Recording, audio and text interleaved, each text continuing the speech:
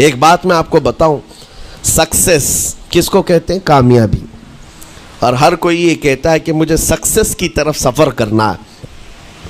10ویں پاس نوجوان کو بھی پوچھیں کہ کوئی بھی کورس کر رہا ہے، آگے جا رہا ہے، کیوں جا رہا ہے؟ کچھ سکسیسفل لائف گزارنا ہے، کامیاب زندگی گزارنا ہے، اس کے لیے دروازے کھٹکھٹا رہا ہے. تمہیں پتہ ہے ان مسجدوں کے میناروں سے جو آواز گونجتی ہے اذان کی، اس میں ایک لفظ آتا ہے، سارے لفظ تو آپ کو یاد ہوں گے. اللہ اکبر بھی کہا جاتا ہے، اشہد ان لا الہ الا اللہ بھی، اشہد ان محمد رسول اللہ بھی ہے. اس کے بعد ایک لفظ پکارتا ہے مؤذن، حی علی الصلاۃ.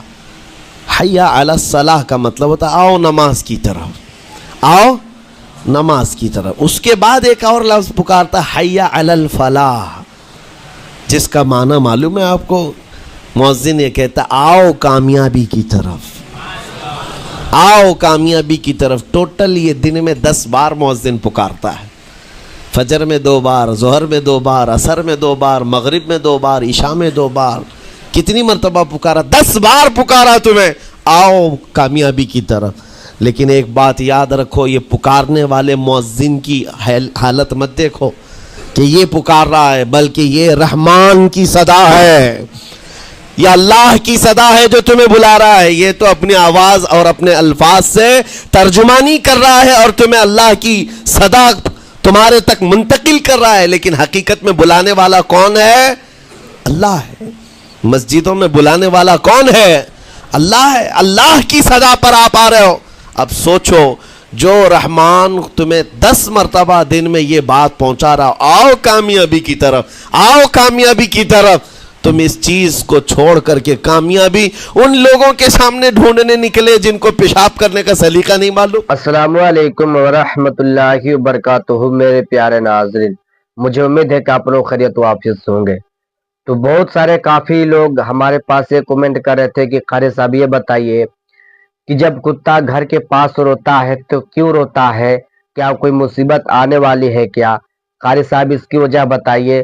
اور بہت سارے لوگ یہ کہتے ہیں کہ جب اذان ہوتی ہے تو کتا روتا ہے، اور کیوں روتا ہے؟ اور بہت سارے لوگ یہ بھی کہتے ہیں کہ میں سکسیسفل نہیں ہونے پا رہا ہوں.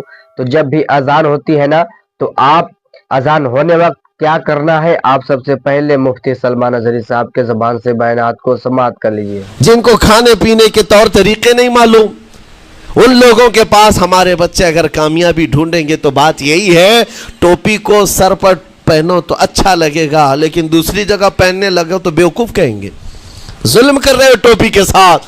اسی طرح میں کہتا ہوں مسلمان کو اللہ کی بارگاہ میں آ جانا سب سے بڑی کامیابی ہے. اور اگر دوسروں کے ہاں در در بھٹکتا ہے تو گویا کہ اس نے اپنی حیثیت کو ہی گرا دیا ہے. اسی لیے اقبال نے کیا کہا تھا، بہت اچھی بات، کہ وہ ایک سجدہ جسے تو گراں سمجھتا ہے.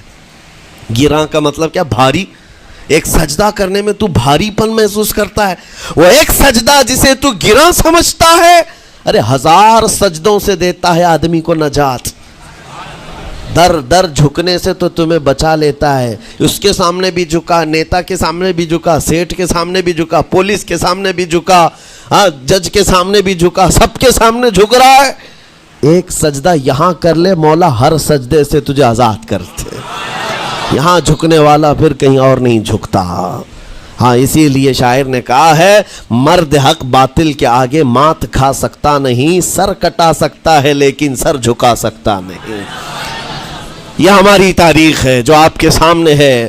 آپ کو پراؤڈ فیل ہونا چاہیے کہ رب تعالیٰ نے مجھے کون سی بڑی نعمت عطا کی، اتنی عظیم نعمت ہے. جی ہاں میرے پیارے عزیز دوستوں، بھائیوں اور بہنوں، جیسا کہ آپ نے ابھی ہم سے بڑے عالم محدث اعظم مفکر اعظم مفتی سلمان اظہری صاحب کے زبان سے بیانات کو سماعت کر لیے کہ جب اذان ہوتی ہے تو کتا اس وقت کیوں روتا ہے. اور بہت سارے لوگ ہمارے کافی بھائی یہ بھی کومنٹ کر رہے تھے کہ قاری صاحب یہ بتا دیجئے پلیز پلیز کہ ہمارے گھر کے پاس کتا کیوں روتا ہے، کس وجہ سے روتا ہے، اور اگر روئے گا تو کیا ہمارے گھر میں کوئی مصیبت آئے گی، مصیبت گزرے گی کیا؟ تو آپ کو مفتی سلمان اظہری صاحب نے بہت ہی اچھے طریقے سے بتا دیے. اور بہت سارے لوگ یہ بھی کہتے ہیں کہ میں کامیاب نہیں ہونے پا رہا ہوں، میں سکسیسفل نہیں ہونے پا رہا ہوں. تو دن میں اذان کئی مرتبہ ہوتی ہے؟ 5 مرتبہ. تو آپ اذان کے وقت آپ کو کیا کام کرنا ہے، مفتی سلمان اظہری صاحب نے بتا دیے. तो देखिए मेरे प्यारे नाज़रीन, मैं आपका मसले को हल कर दे रहा हूँ कि जब भी अजान होती है ना तो कुत्ता क्यों रोता है, चिल्लाता क्यों है। आपको मालूम है कि जब अजान होती है ना तो शैतान कोसों मील दूर भागता है कि उसके कान में आवाज सुनाई ना दे। तो जब अजान होती है ना और जब शैतान भागता है तो कुत्ते को दिखाई देता है, तो कुत्ते शैतान को देखकर भौंकते हैं। तो आपकी कन्फ्यूजन दूर हो गई। और अगर आपके घर के पास कुत्ता भी रोएगा तो कोई मुसीबत नहीं आएगी। बहुत सारे लोग ये भी कहते हैं कि कारी साहब मेरे घर के पास कुत्ता बहुत रोते हैं जब आजान होती है। तो कोई दिक्कत नहीं है, रोने दीजिए, उससे आपका कोई फर्क नहीं पड़ेगा। तो मैं आपका मेजबान कारी तस्बीह आलम, मैं आपका हर मौके पे खिदमत करता हूं। तो मेरा मकसद ये था कि जो हमारे भाई का मसला है मैं उस मसले को दूर करूं।